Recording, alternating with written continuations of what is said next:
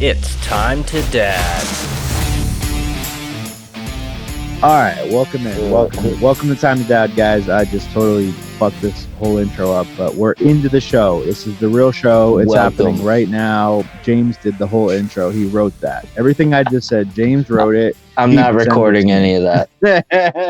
I'm just kidding. I'm recording. We're there. Fuck yeah. Gotcha. Yeah. Gotcha. Have fun. Dad podcast. No, fun. Super professional here. This is a podcast about being a dad issues, learning how to cope with real life issues. I think that come with being not just a dad, but being a man. And sometimes they're not being a dude. Yeah. Sometimes they're not mutually exclusive. But sometimes you got to be a man to be a dad. Whatever. Like what we talked about last episode was real shit, and James really hit on something that I think is affecting me, which is like, because he talks about real estate and income earning activities and things of passive income versus your real job. Is there like a lane to have like a side hustle talk? Like what? But how do you manage that? Like that's what I want to know, James. Like, what's the best advice for managing something on the side of, like, what is your schedule during the week, and how do you manage something that's not the full-time job? Well, I mean, I said it in the last episode. If you can decrease your total expenses by 20%, then you can take that amount of time away from your other job. Now, if you're a salary worker and you have to put in that 40 hours, then obviously that's going to be different. But I would argue that there's I missed that. There's 24 hours in a day, and most people wake up at 7 or 8 and start their job at 9. If you wake up at 4, what could you get done, right? Like if you follow David Huberman's morning routine, he gets most of his millionaires get up early, man. David Huberman gets his he wakes up at 4 or 5 in the morning, and he does an hour of cold therapy or workout or whatever. He does this whole morning routine, and then he goes into work before he goes to the gym, before he goes and actually does his regular job. He's in his flow state early in the morning. So if it's a side hustle that you can do from your computer, then you can do it early in the morning. If it's not, then you're going to have to do it in the evenings and afternoons. And sometimes that might cut into some of your free time, but sacrifice now. You got, like, I think there's a productivity maximization that there's a certain point, and I hate waking up early, but I have read 5 a.m. Club. Like, I understand the concept. Millionaires wake up early and all that shit. And when I'm at my darkest points, and I think like I didn't really necessarily want to get into it, but like right now there's a lag. I take a vacation during the month. My wife's not home because she stayed in Florida. So she's there for 2 weeks. I'm there for 5 days. When I broke my routine and my flow state, and I'm home and I'm not up as early as, the daily routine is not set in place. The kids aren't here.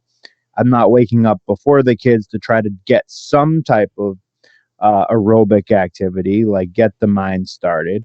If you don't maximize your time early in your mental process, whether that's 5 a.m., 6 a.m., 7 a.m., 8 a.m., 9 a.m. to noon, I do think it's very hard to restart your heart, to quote like a song or whatever, but restart your brain later in the day.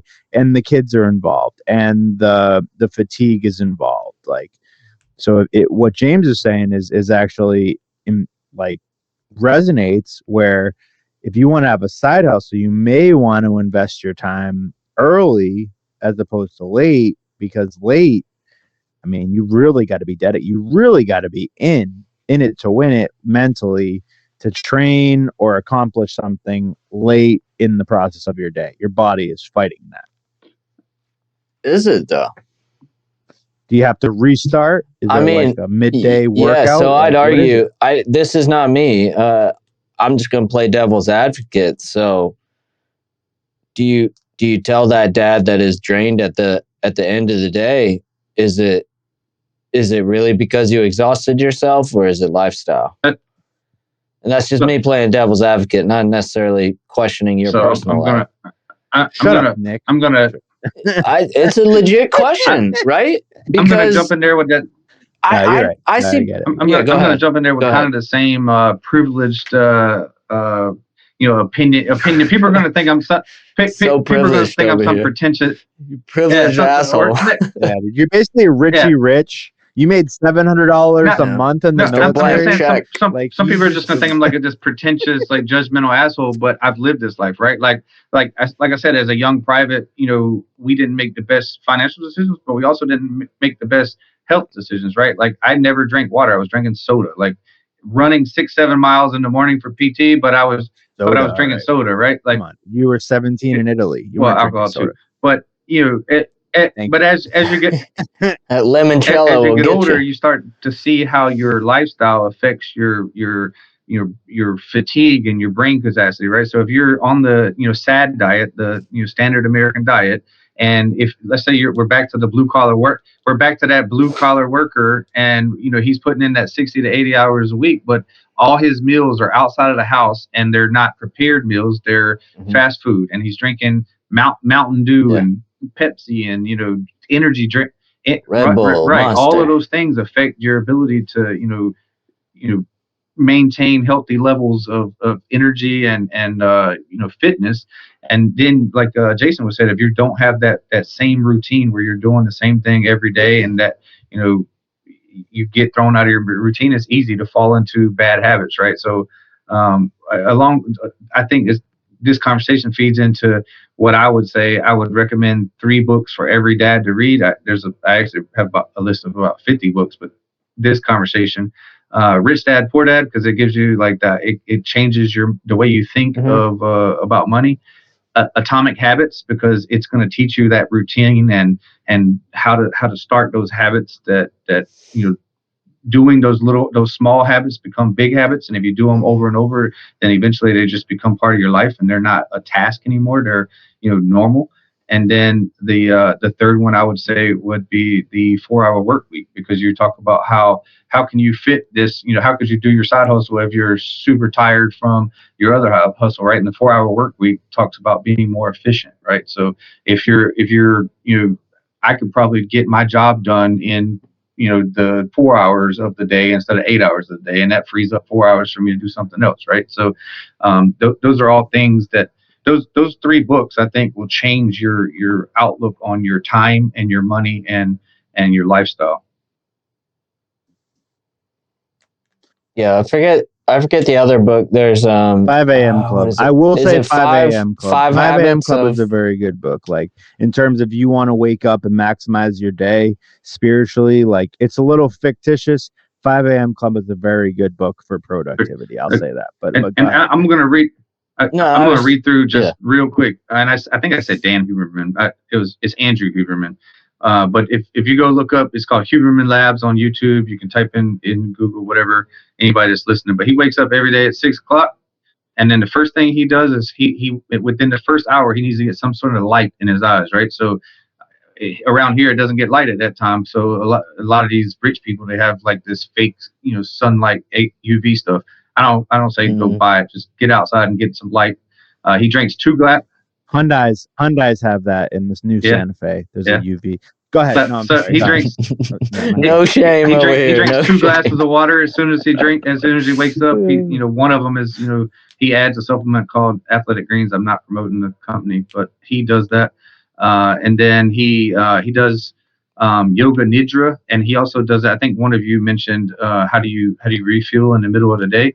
And I think that's something you can do. It's a type of yoga where you lay down and you basically take a nap while you're awake. And if I lay down, I'm not for 15 minutes, you wake up and you'll feel completely refreshed. That's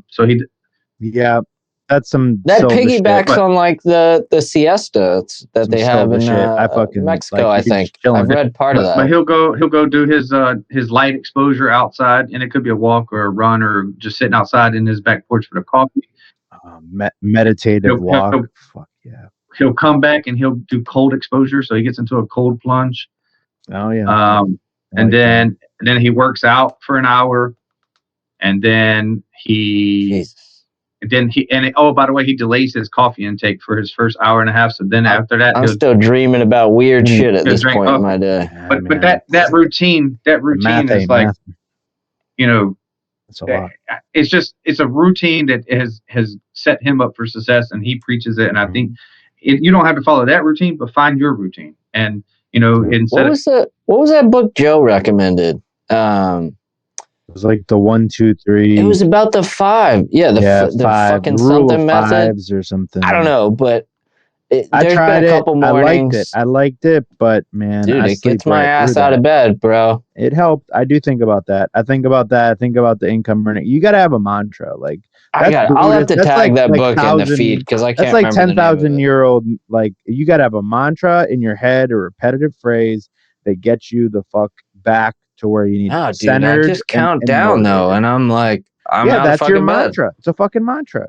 And I'll tell you, I never believed any of this stuff until last year, right? I went to a real estate conference with a bunch of veterans. I'm in a mastermind, a private group of real estate investors called the War Room. You would be, and we pretentious asshole. And we had an in-person meetup of about 100 of us, and there was a life coach brought there, right? And I never trusted these life coaches. I thought, you know, hey, why would I pay somebody to tell me to be happy or do, you know, be like, how's this work, right? Yeah. All I can tell you is he was there with us for an hour, and this was in a group session. And at the end of that hour, I felt like I had been walking around with a 200-pound rucksack on my back for my whole life, and I walked out of there feeling like I was floating on the clouds. Like, I don't know if it was hypnotism or if it was just euphoria. I don't know, but I had that. Dude, sometimes you just hear, like, it's happened on this show and I can watch it happen. Like, I can watch Jason's face or I can watch Alex's face. You just hear a fucking phrase or a piece of information and you can, like you just said, I can literally watch the fucking light bulb go off in somebody's fucking head.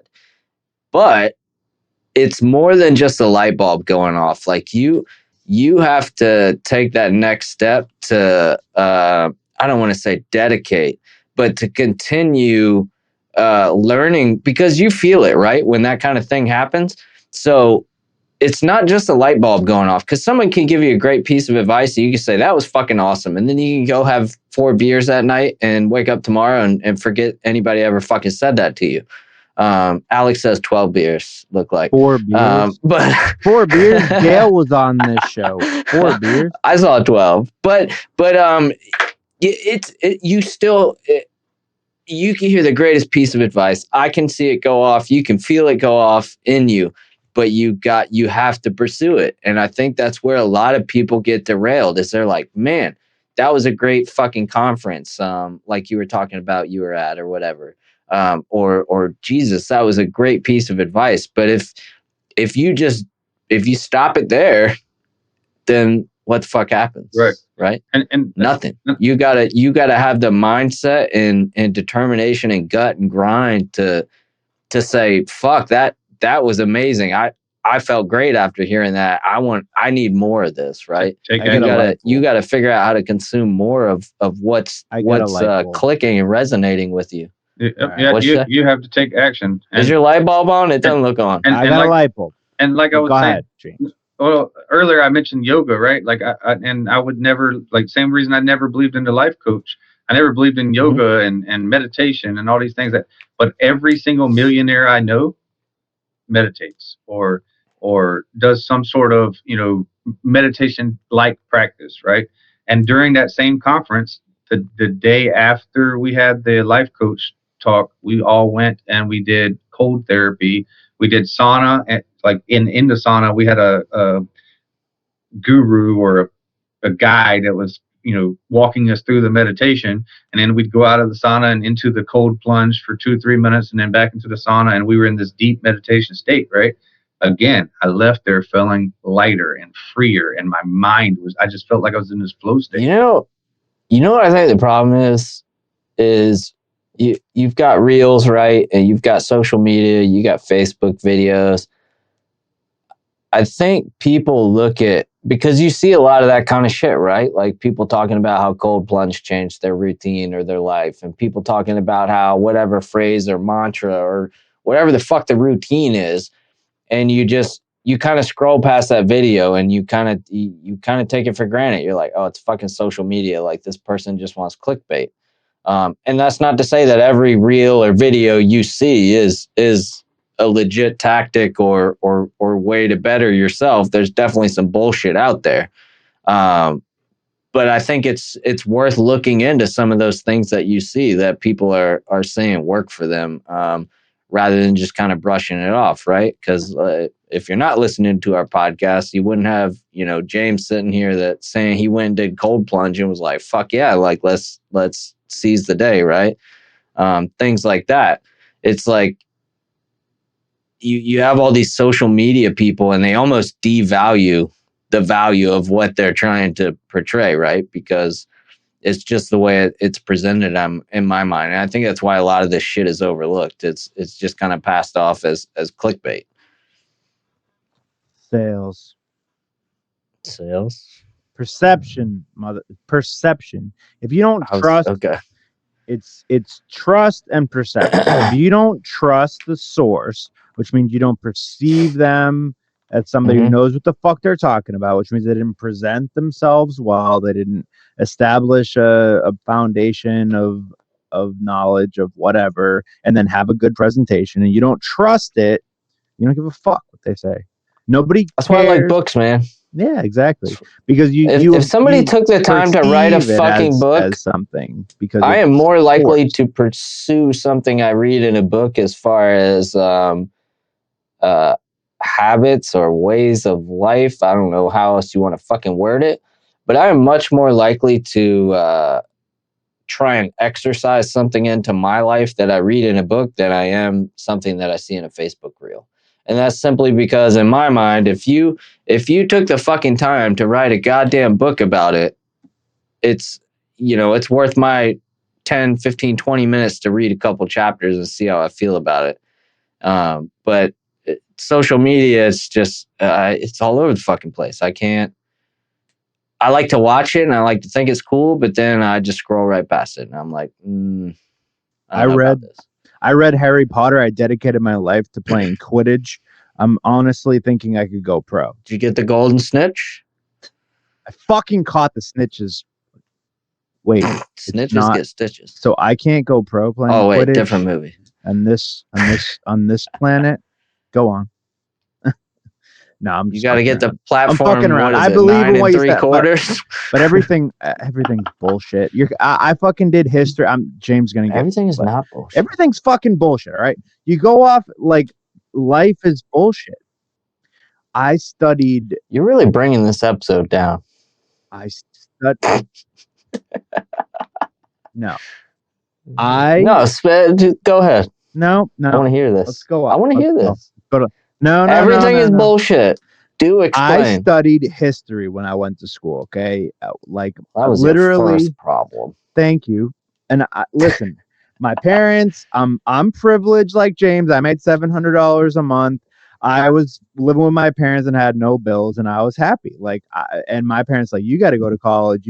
I was working from when I was 17, 14 really, and then I worked, and it's like, you got to go to college for something. I don't want to go to fucking college. I don't give a shit. And they're like, oh, you got to go to college.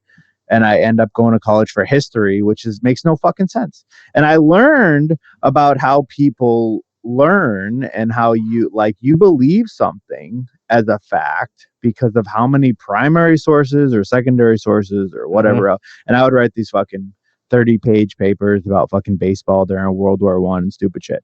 And it's like, so I can prove something to you because I got 20 or 30 fucking sources that say, yeah, that's kind of how it went down, and I was there and it happened. But it's like, it's all perception. It's all a perception of somebody who watched it and somebody who wrote about talking about the person that watched it, and it filters down like the fucking telephone game. And social media, right? It's how many people like that fucking shit. If you see 10,000 likes, I want a first. Maybe person, you take it more serious. First person video. That's all I'm fucking believing from now on. Did you record it happen? That's it. That's the only source I'm concerned with. I don't know. Ooh. No, I'll count the finger. I'll count the fingers. Fucking AI is writing books now.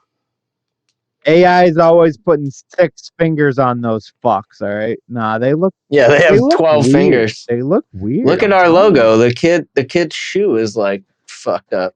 Use your brain. Use your brain and really look at pictures, man. That AI, they're still a little behind what's actually. You should marry a photographer. My wife can spot an AI photo from across the fucking room. She's like, that shit's fake as fuck. I'm like, what? I appreciate AI, but AI art, nah, I'm ahead of AI art right now. I'm not. Bro, let me tell you. So Microsoft has a built-in AI now. And if you turn transcribing on and you have a business account, it obviously records and transcribes the meeting. But there's AI now that will take a fucking 2-hour meeting and it will literally summarize and write fucking meeting minutes for you. Does it create a cartoon of my office and create cartoon characters in the form of like The Simpsons or whatever, and then draw them talking, and then when I can rewatch it as a cartoon? Just text. It'll say like Jason. You just gave me an idea. A bunch of bullshit. You just gave me a fucking idea. I'm gonna transcribe.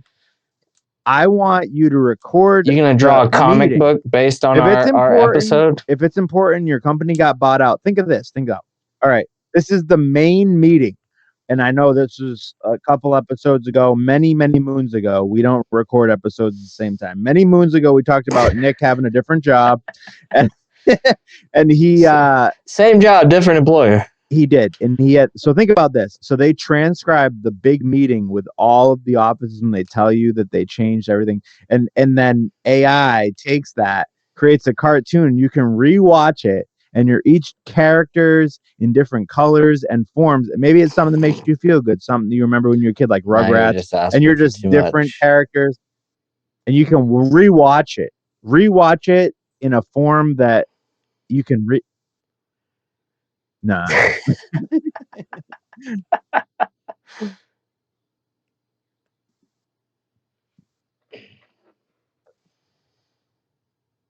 No.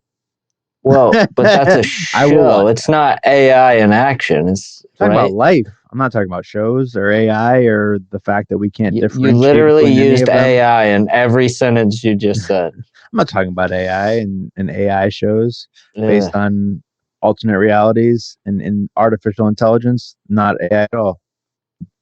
AI is great if you don't mind 6 fingers on your hand. Yeah, I told you 6 fingers. Everybody's a missing shoe or like a fucking half your arm missing. It's all good. It's just AI art, though. Yeah, Alex, they look like fucking what's his face from the Goonies. Sloth. Sloth Love Chunk. Sloth. Side note, was a football player named John Matuszak. Big dude. Fucking better be. John Matuszak, Super Bowl champion. John Matuszak died like 1988 in that era. Like he died soon after making that movie. Played for I was gonna say because that was an early 80s movie. 86, yeah, I think Goonies 85, 86. He didn't live much, but he wrote a book. It was Cruising with the Twos, and he was Sloth from Goonies. That was real. Excellent movie. Show your kids that movie. Not a great book. Excellent movie though. I never read the book. The movie's fucking awesome. James, you look confused. Have you seen the Goonies? Have you read Cruising with the Twos? Okay. I have not. No, I haven't. I will say that your conversation about AI, I would challenge all dads to take a look at the career fields they're in and how they can utilize AI to take advantage of it. No. I say you have to use it. You're either gonna get on or you're gonna fucking fall off. Like it's not gonna go away. Either you use it now. I worry more than I worry about people harnessing it to do their job. I worry more about employers harnessing it to replace people. Yeah. I mean, no, that's full. That's very fair.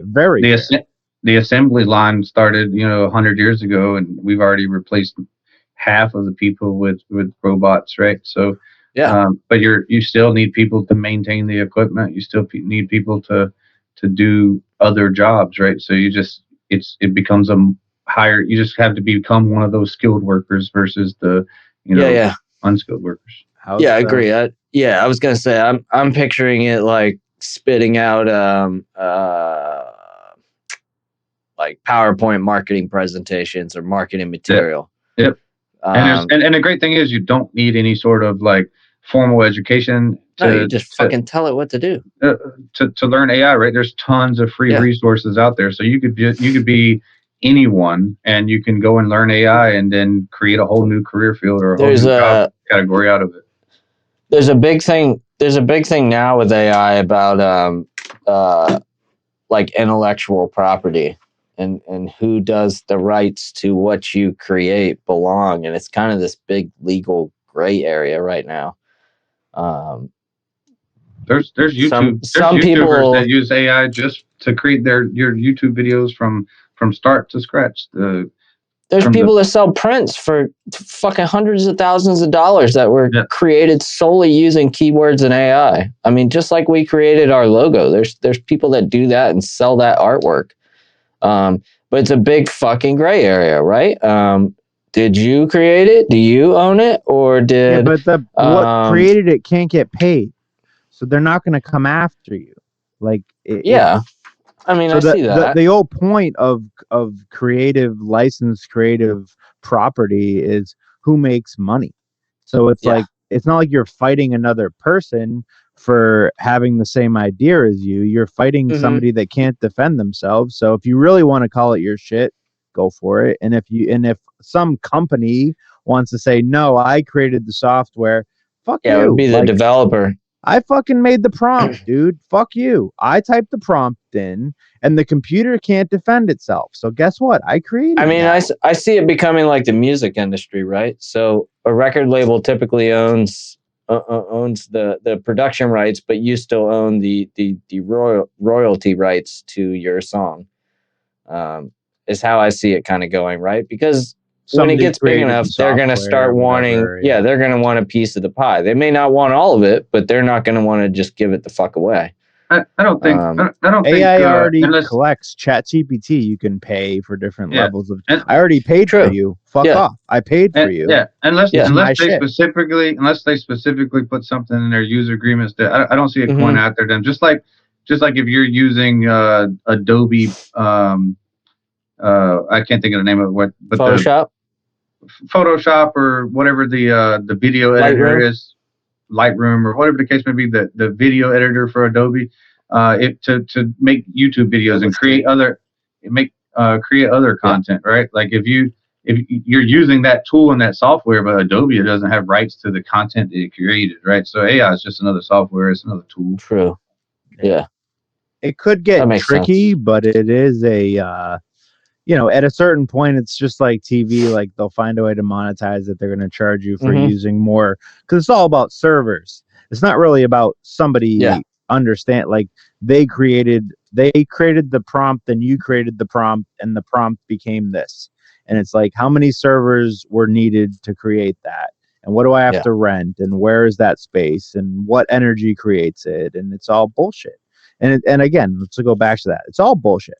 But I mean, if you can create enough, go for it, Alex. Explain bullshit to me, because I don't understand where energy comes from, where all this computer shit is going. Tell me. Data centers.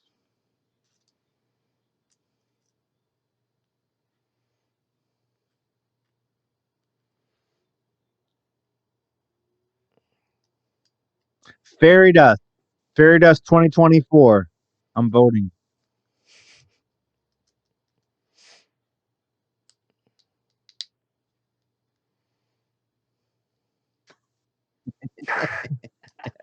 How many times an episode does Alex tell me I'm an idiot? He really thinks you're an idiot.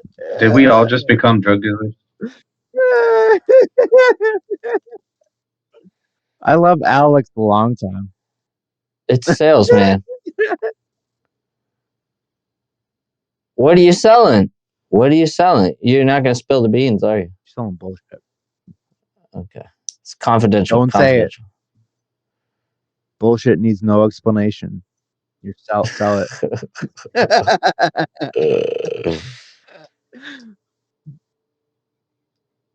Easy peasy, lemon squeezy. Boom. Winner, chicken dinner. Fuck yeah, Alex.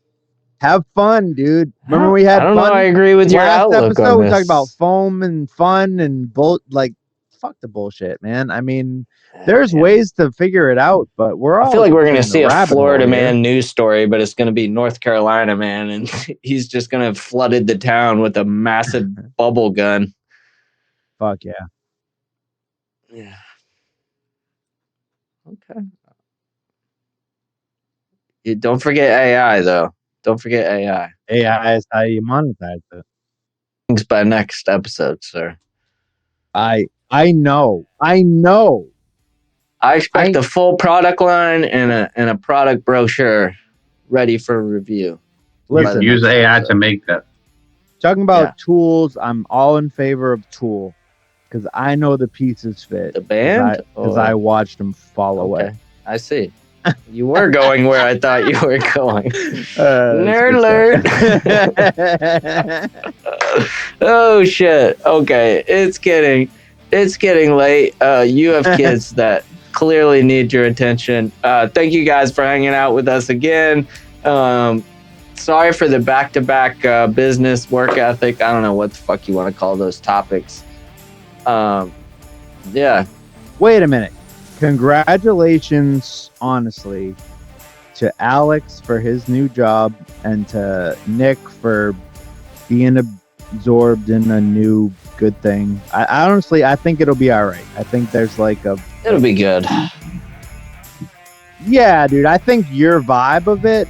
Congratulations, Alex and Nick. Congratulations to James. I'm a grinder, man. I was born in '86. 4 episodes of the podcast. He's a good. James, I appreciate you, man. And honestly, this has been awesome. Thank you guys. These have been 2 awesome episodes. I'm super stoked for these. I might even come up with some nicer titles for them because I really enjoyed these last 2 episodes. So you might not get the standard check out an awesome episode title description for this. But thank you guys for hanging out. As we emphasized last episode, please drop us some comments, ask us whatever questions are on your mind. Even if we don't know the answers, we'll do our damnedest to get you guys in contact with somebody that can answer those questions for you. But as always, thanks for hanging out with you. Hope you guys had a good time, and we'll catch you on the next episode. Let's go have fun, Dad. Have fucking fun. Bullshit.